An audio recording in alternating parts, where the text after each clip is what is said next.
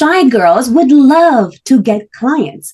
And the question is, are they getting any? And a lot of the time, it's because they're using the wrong method. And that's why we have Melitta Campbell, and she is an author of a book about how you too can be a shy girl or shy guy and still manage to attract your dream clients. And she'll be talking about the Shy Girl's Guide to Dream Clients. And what's so special about Melitta Campbell is she's an award-winning business and mindset coach, best-selling author, value whisperer, and founder of the Dream Clients Blueprint.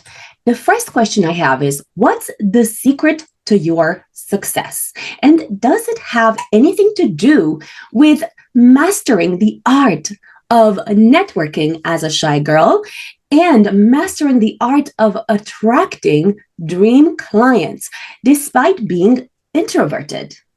Welcome to Awakened Titans podcast with Lily Patrascu. Mind-blowing conversations with influential business titans sharing how you can manifest abundance, love, joy, success through quantum awakening, quantum manifestation, quantum healing, quantum miracles, exponential business growth, and innovative products and services. Yeah, brilliant question. And it's really hard to nail down just one thing. But I think I was thinking about this, and I think behind everything, there's a desire for connection. And there is that belief that if you're shy or introverted, you're not social. And that is not true at all. I know you've said yourself you're a shy girl too, but we are still social. It's just the way that we show up. It needs to feel authentic for us. We need to make authentic connections.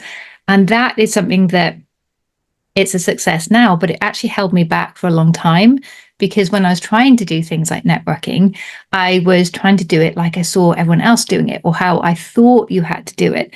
But it was only when I really embraced how I like to show up and what feels comfortable for me that I started to connect with the right people, find the right opportunities. And that was definitely the key to then finding my dream clients, the people that really aligned with me and my approach and that I really loved to work with. It was a match made in heaven, but I got it very wrong to start with.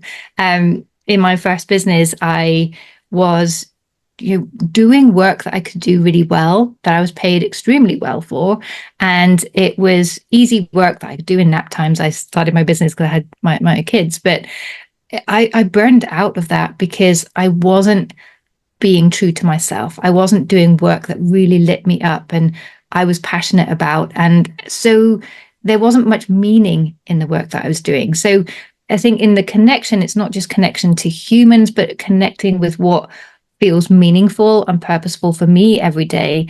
And therefore, I can always feel motivated, always do my best work. And I pivoted my business 8 years ago now. And every day I still feel like it's just the beginning, because I can see there's so much more I want to do and so much more value I can bring for my ideal clients. And I'm just so many more amazing people that I can be working with. So it feels very different. But I think that sense of connection and trying to find the connection with people, with my work, with my message, with everything that I do, that I think that's been the secret behind my success. Thank you. Tell us some numerical stats that kind of show your top 5 achievements that you're most proud of that have nothing to do with your family or your health. It's all about like business success, so that other introvert entrepreneurs can really see what is possible for them too when they follow your dream formula. Yeah. So it's really hard. So I talk about with the value whispering that, when you like polish your diamond and allow your value to shine, you have what I call your kaleidoscope effect. And that's like when you have this diamond and a light hits it and it refracts in all different directions and it casts these rainbows on any surface that it touches. And some of those are small and some are big. Some you won't even see because they go off in the distance. And I think that's the thing that I'm most proud of is the messages I get from people who have read my book, who I haven't met before. And they said, I've just one lady in particular. She started a tech startup, and she really struggled with networking, but knew that was the only way she was going to meet investors and start making the connections. And she got all the investment she needed within 6 months from her networking. And she got a partner on board, and her confidence is now through the roof. When I actually met her in person, I couldn't believe that this is the shy person that's been messaging me. So I think it's those little successes when people reflect back what your message and your work has meant for them. So I have, of course, my clients who have gone from, I have one client within 6 months went from making a loss for 2 years to breaking even after 3 months. And then at 6 months, she was opening a second establishment to keep up with demand. So she had really turned around her business, and we'd lowered her marketing costs substantially. She was spending, I think, before about 2,000 a month on advertising and posters and all these things that weren't working. And then her marketing in the end ended up being very personal. And it cost her, I think it was £50 a month to implement. And she was enjoying it for the first time. Your marketing shouldn't feel difficult or challenging. Attracting those dream clients into your business should feel joyful and just an extension of what you do anyway. I've got another client, and she was shy because she'd had her network that was bringing her in clients, but then we had COVID, everything went online, and she had no idea where to start online. And her messages just weren't tailored for that. So we worked on that, and within the next year, she'd gone from 20,000 a year to hitting 7 figures. So once you really have that connection, it can all happen really quickly. And it's not about being louder or doing more. Often, like the case of the person that went from a loss to opening a second establishment, often it's doing a lot less. But it has that meaning. It's making that connection. It's creating a real experience and for your clients that shows them the experience that they can expect when they work with you already. So working with you is just the natural next step. I have one client, and she described it as side door marketing. So while everyone else is knocking on the front door, I feel like I'm just going in the side door saying, "Cooey, shall I put the kettle on?" And I really loved that description. So that's how your marketing really can feel. So I think that's the secret. If you are feeling shy and introverted, once you can be more meaningful and purposeful and create real authentic relationships with people, that's the key to getting more clients, and it feels really natural then as well. Thank you. What are the top ways for entrepreneurs to attract dream clients without fancy tactics or leveraging techniques that don't seem to fit their style? Yeah, great question. And I think there's no one clear answer to this, because I think it's really personal to you. So I have some clients, they're shy, but they love doing videos. So they do live videos on LinkedIn the whole time. I've got other people who that's just their worst nightmare, but they're amazing at writing. So they're connecting through their newsletter with clients and through writing books and articles. And it's the quickest way for any small business owner to grow any business really, is to get in front of other people's audiences, other people who have created your dream clients in their audience. If you can get your message in front of them and create really nice experiences and collaborations there, that's always a great way to bring people in. So speaking on stages, writing for other people, collaborating on events, all of these are great ways to do it. So it's looking for your methodology, and dare I say it, networking is brilliant, because you just never know who knows who or what opportunities you're missing out on, whereas your network will bring those to you. And I know that's why I wrote the book, A Shy Girl's Guide to Networking, because I know just how fear-inducing it can be if you have acquired a personality and you feel, but I'm not. I don't love being in the spotlight. I never know what to say. How do I introduce myself without being salesy? And in that book, I talk about a victory formula, which turns things around and allows you to create your own rules for engaging and building relationships. And that's what really business success is all about, is building those relationships, building that trust, but doing it in a way that feels comfortable for you. Because if it doesn't feel comfortable for you, you can push yourself to do it a couple of times, but you can't do it consistently, and you have to be consistent in your business. So finding a way to get out there comfortably is going to be the key. So I think it's really personal, and you do need to push your comfort zone, but I believe in a different way. So it's not pushing your comfort zone and feeling uncomfortable doing so. It's making not pushing your comfort zone feel uncomfortable. So you can flip that around. So the way to do that is to really look at, if I start networking, for example, what's that going to do for me? What's that going to do for my business? What's that going to do for my mission? And then when you start to see the impact that's going to have for you and your potential clients, and the difference you want to make, suddenly not going networking feels really uncomfortable because you're not going to have that impact. So you can turn things around, and that gives you a bit more courage to do things the first time. And once you've done it the first time, you build your confidence that you can do it again. So yeah, I think it's just finding that right way for you. Thank you. Now, one funny thing about me is that I'm an introvert. And for many years, I was so introverted that I really struggled, for example, when I went to an event, to connect with people. Now, of course, when it came to speaking to the people next to me, I was very comfortable, so comfortable and so friendly that nobody would believe I was actually introverted. Having said that, my partner was a different level of extroverted, to the point that at every event that we went to, he would always go and speak to the organizer.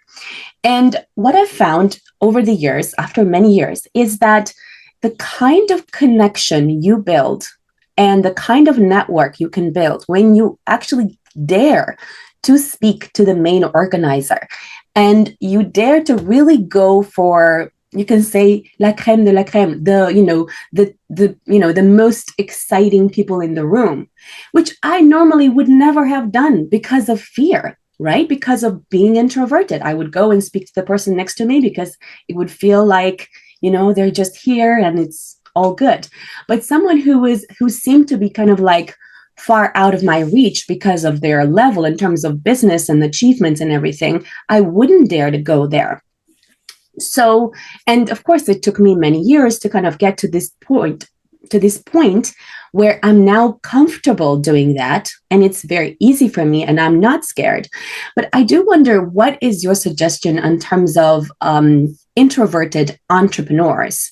What ways would you have for introverted entrepreneurs to come out of their comfort zone little by little and do more of what they should really be doing? Because I think when you're initially introverted and very shy, you could possibly not do anything. Maybe you wouldn't even speak to the person next to you, especially if you like them, because that would make you feel too uncomfortable. And you would feel like, oh my God, they're going to say no. They're going to reject me. They're going to think I'm stupid. They're not going to appreciate me. They're not going to like me, right? So there could be so many thoughts that could go in your head, especially if you like them. Yeah. So many things firing off in my brain that I would love to share with you. Let's see if I can condense them to a few really good nuggets. But there's a lot of this in the book. So the first thing is the victory formula, which is what I start with in the book, because I read so many books on networking and none of them really helped me to address what you're talking about. The fact that I was just terrified, and I was just speaking to anyone apart from that one smiley person next to me was really, really difficult. So how did I turn that around? And so the victory formula maps that out. So each part of that stands for something different. So the V is your vision, which I just talked about. The second is intention. So once you have your vision, why are you going to do that? What's it going to do for you if you actually put steps together so you can really start to build that intention? C is the courage and confidence. T is be your true self, which I've talked about as well.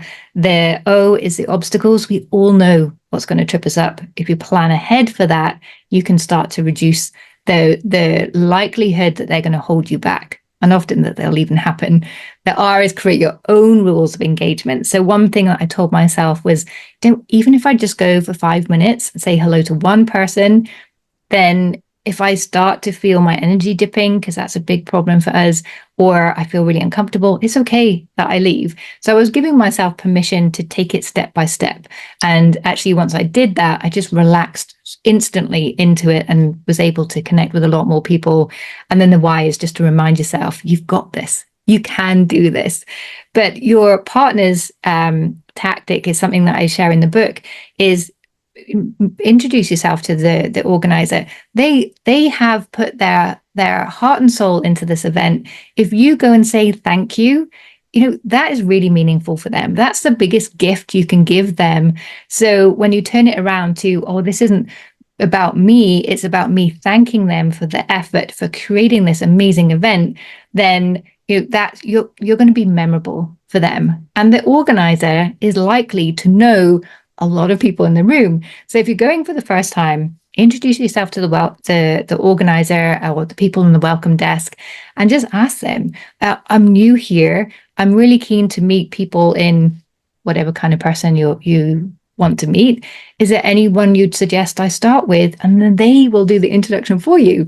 It's genius. It saves you having to walk into a room of strangers and build that courage to say hello, because they will do that for you. That works a charm. So that's my big tip there. Another tip, it might be a bit scary, but one that I use a lot is I try and speak at the event, because then people come to me. I don't have to come to them after my talk. They will come to me. So that's my ultimate hack. But also remember that everyone else in the room, a large number of them, feel exactly the same way as you. So they are all really nervous. Oh, how do I meet someone? I have to go and say hello. So if you say hello first, you can see for so many people the relief. Yes, someone said hello to me and they look smiley and friendly. Brilliant. And to your point, like, will they like me? Will they think I'm good enough? All of that. My favorite question there is to ask yourself, is that true? Lily, how many times have you gone into a room, started speaking to someone, and they're like, do you know what, Lily? I really don't like you. It doesn't happen. People are at these events are generally nice people who are interested in meeting different people. So, and we're there for that same reason. So I think if we remind ourselves that actually it's very unlikely that we're going to walk in a room and someone really isn't going to like us.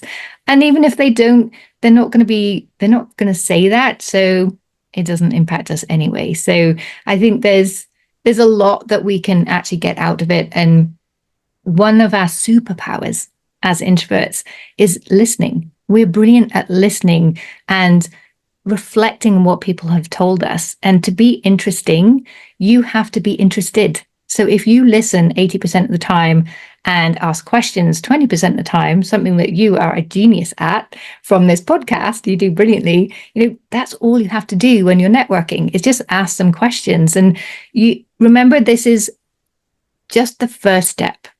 If you're going to build a relationship with someone, you'll meet them, say, at a networking event, and then you're going to meet them for coffee later. You're going to connect on LinkedIn. You're going to continue that discussion afterwards. So you just have to meet them and understand a bit more about who they are. And is this someone you want to go and meet for coffee later and build that relationship with? Because that's when the relationship will really build. You don't have to meet someone and sell to them in that moment. In fact, it's really, don't do that. But focus really firstly on getting to know them. And it's that first date scenario. You wouldn't propose on a first date. So you can slow the whole thing down. And that for me has been really helpful too. Thank you. What's a good way for shy girls and introverted entrepreneurs to find their superpower in terms of the exact way that they prefer to meet and attract new clients, including on social media? I think they probably already know it. So it's a case of taking a step back and looking at in the past, and maybe it's got nothing to do with business, but how did you meet your friends? What was that process like? How do you like to interact with people in general? And start with those clues. Or what feedback have you had from people before when they've really appreciated something you've done for them or some time you've spent together, and look for the clues there. And also you look for your natural preferences. So I grew up in the UK, and in the UK, we eat lots of chips and crisps and anything potato, mashed potato, jacket potato. I never liked any of these things. I just wasn't really bothered about them. And I've now found later in life that I'm intolerant to potato. And I think it's the same thing with our marketing. We've got that evidence. We know the things that we've naturally enjoyed doing in the past. Maybe we enjoyed drama club at school, or maybe we enjoyed arts and design and we were really good at creating posters that stood out, or we were really good at writing and connecting and writing amazing stories. So look for the evidence of those skills that you're already using or have used in the past and enjoyed, and look at, well, where can you start using that? There's a lot of advice out there saying, just do a Facebook group, just start a YouTube channel, just go on Instagram and you'll have your clients. But it works for some people, but not for everybody. There's so many ways. In fact, I wrote an ebook listing 100 different free ways you can market your business to show people that there's more to life than Instagram. Your clients can be anywhere. So knowing where your clients hang out is already going to give you a clue as well. So look to your preferences, where your clients hang out, what they're doing, and then where those overlap. That's going to be the start point for a beautiful marketing plan that you're going to really enjoy implementing. Thank you. Give us an example of 5 different ways your clients or yourself have used in order to market yourself and your business through social media. So not all my clients use social media. So some are amazing on LinkedIn.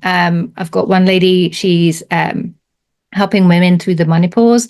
And so she writes these incredible posts on LinkedIn where she has a bit of personal context and tackles some topics that people don't necessarily talk about, and then give some practical advice. And I love that content because it's not judgy. It's really speaking to her ideal client. She's taken some time to look at, well, where does her value and expertise overlap with the needs of her clients, and just focused in that area. And it's really paying off for her. I've got other clients who are crushing it on Instagram. They just love Instagram. Others using Pinterest, some using YouTube. It really depends on what works for them. But it's always looking at, what is the path for your client? Where are they right now? What is that conversation going on in their mind that you can start to help them with? How can you be your client's champion? There's this awful phrase of, scratch the pain until it bleeds and sell them the Band-Aid. Don't do that. Instead, understand your ideal client and show them that it's okay to be where you are. So one of the things that my clients really struggle with is communication, and that's okay. And it's understandable, because who is ever taught how to communicate? Who is taught how to create connection and attract people into your business and to sell to people, in a way that feels comfortable? No one's taught this stuff. We all have the skills, by the way. It's all there. We just haven't been shown a way of bringing those skills together in a way that works for our business. So behind all of their social media, or if they do funnels or speaking or live videos or whatever way they choose, we're looking at this path. Where are your clients today? What are the questions they have? What do they need to understand about their problem, your solution, you? And what are those questions that they have before they get to a point where they're thinking, oh, well, actually, I really like Lily. It looks like she's got a solution that can help my problem. Let me take that next step. Because for people to come to you and ask for help, that takes them a lot of courage. To put your hand up and say, I'm failing with this, I need help. It's not an easy step to make. So we have to really build up that trust, that understanding, that empathy, and already help them to understand what their problem is and there is a solution before they get to that point where they're really comfortable. So, for example, one of my clients is a health coach, and she helps busy mums with their energy. But most busy mums just think, well, I haven't got energy, but that's normal. They don't see it as a problem. So her first task is to educate them that it can be different, that it isn't normal. Yes, it's normal that people are feeling tired, but it doesn't have to be that way. There are simple things that they can do to turn that around and quickly. So it's really creating that path and having that drive your social media content. That's the thing, that whatever they choose to do is the key to success for them. Thank you. What's so different about the shy girl's style of being or way of communication on social media or in general that you feel makes that clear cut between being able to attract clients with ease without special tactics and without being loud? What do you feel is different there in terms of, give us some sort of example of how that communication style or that way of being is kind of different versus what's normally done? So it's what I call value whispering. And I just gave a TED talk on this recently. And it's all about the first step in value whispering is understanding your true value. And what I mean by your true value is where everything that's unique and different and special about you overlaps with everything that's unique and special about your clients and the way they want to solve their problem. And the difficult part of this is that our value, what makes us so effective as a business owner, is often comes from our failures, all the ways we've messed up in the past and the lessons that that's taught us and the valuable insights that we've really fought to gain, and from our strengths. But we've been told in one way or another that sharing your failures shows weakness. It shows you're not good enough. And talking about your strengths is bragging, and that's bad. So if we can't talk about our strengths or our weaknesses, then we end up in the middle, which is ordinary and the same as everyone else. So your true value is, it takes a bit of courage to embrace everything, all of those lessons, everything that you believe in, and it's made you want to take the path and help the people that you want to help. And that is where your differentiation is going to come across. And who are those people that are going to really get the best results from that? So really niching down. Once you understand that, I call it your value sweet spot. No one else has that same value sweet spot. No one else is talking to the same people in the same way with the same experiences that you have. So suddenly every message you put out there has meaning, it has impact, and it's personalized to you and your clients. It starts to build a relationship. And I think that's really the key, and what works especially well for introverts and those who are shy, and it works equally well for those who are extroverted. But taking that value sweet spot and weaving it through everything you do. So not just your social media platforms, but the way you approach your client relationships, the way you develop your courses or programs or services or whatever it is that you're delivering out there, and that everything feels cohesive to that space, because then it feels natural and easy to you and to your clients. And that's when you start to naturally create that sales path that guides people into your business. The key thing is, you don't want to just understand your value, and to weave that consistently, you need to believe it. So you really need to work on your mindset as well, and reinforce to yourself on a regular basis that you have something really unique and brilliant to share, and that you are helping your clients. So a simple way to do this is to build a success journal of all the ways you've helped people, all the feedback you've had, and just review this on a regular basis so you can remind yourself that you are in the right space and you are having that impact, and that can help us to continue going and grow that impact over time. Thank you. Tell us how one of your clients has implemented the art of value whispering into their business, and how this has led to a big success. Well, let me go to the client that I mentioned earlier, who had been making a loss for 2 years. And she's actually not an introvert, she's an extrovert. But she was struggling to get clients because she has a language school. So she teaches kids to read and write in English. She has been an English teacher. She's trained as an English teacher. She's been teaching in schools beforehand. But because she was just calling herself an English teacher, she was putting herself in competition with every other English teacher in the region. Now, I live in the French-speaking part of Switzerland. So there are a lot of people speaking teaching English. And so people couldn't differentiate, well, what's the difference between her and everyone else who's half the price? Yes, she has a school and that's very nice, but they couldn't really see any difference. But when we took that step back to see, well, what's her value sweet spot? We discovered that she doesn't just teach kids to read, she helps kids to understand how they learn. So she co-creates every lesson with the kids, so they have ownership, they start to get excited about their lessons, and they learn how they learn. So they don't just get better at English, they get better at everything at school.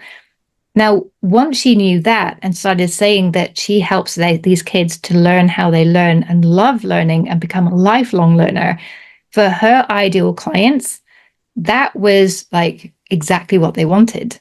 And they started to sign up. Nobody asked her the price. And I remember she had 5 people come through her door one week, and she said 4 of them just came in. I told them that we co-create their lessons, they become lifelong learners, and they just signed on the spot. They didn't even ask the price. I was like, that's brilliant. She goes, I didn't even sell to them. I was like, but you did, because you connected with their need with something that unique that no one else is doing. So they just loved it. They wouldn't imagine working with anyone else once they understood how she did this. But then the 5th person wanted lessons with someone that was going to teach from a textbook. And so she recognized that that's not how she runs her school, and said, I recommend you go to this other person. And she said that was the biggest breakthrough, because before she would have gone crazy. She would have been up all night trying to find the right textbook and create lessons for this person. But now she knows if she did that, she wouldn't be the best teacher for that child. And that child, and teaching them that way, wouldn't make her happy either. So it gave her more space for her dream clients only. The way she then built on that and got them through the door was she does monthly parenting lessons. So she collaborates with other business owners who are specialists in conscious parenting or whatever it may be. And so she's building a network of people who really know her deeply and serve her ideal clients. So all these people that would speak would also recommend her school. And then she was adding value to her ideal clients who were really caring about not just their kids learning a new skill, but their kids building life skills and them supporting that. So it really fit for her ideal clients. So she didn't have to do any advertising. She just had to put on these events once a month, put on a whole bunch of croissant and coffee. And these parents really appreciated the learning and the chance to meet each other and have a chat about being a parent as well. So that was how she shifted her marketing. And so she's not marketing to the kids. She wasn't even talking about her school. But she was showing the parents she understood them, and she really cared about helping them become the champion for their kids. And that's what she cared about as well. So she was showing that her values were really aligned, and that's what turned around her success really, really fast within just a few weeks. Okay, wonderful. So the art of value whispering is actually a way for you to communicate your value in a way that you kind of rebrand yourself so that you are perceived as the go-to choice in the market. I love that. So tell us where entrepreneurs can find you. So you can find me at melittacampbell.com. I was trying to find a really unique name for my business, and I was really struggling. It sounds very boring. Melitta Campbell, she just got that straight away, but no. I went around the circle until I had a dinner party, and someone says, how can I find you? It's like, well, put Melitta Campbell into Google. I'm the only one, and you'll find me. And I thought, aha, there's my unique name. So yeah, if you put me into Google, you will find me. I also hang out most online on LinkedIn, and there I'm just at Melita. That's Melita with 2 T's. Follow us for more interviews with world's most influential business titans, providing you with the insights to awaken to your full potential so you can get paid to be yourself, find true happiness, and manifest anything you desire.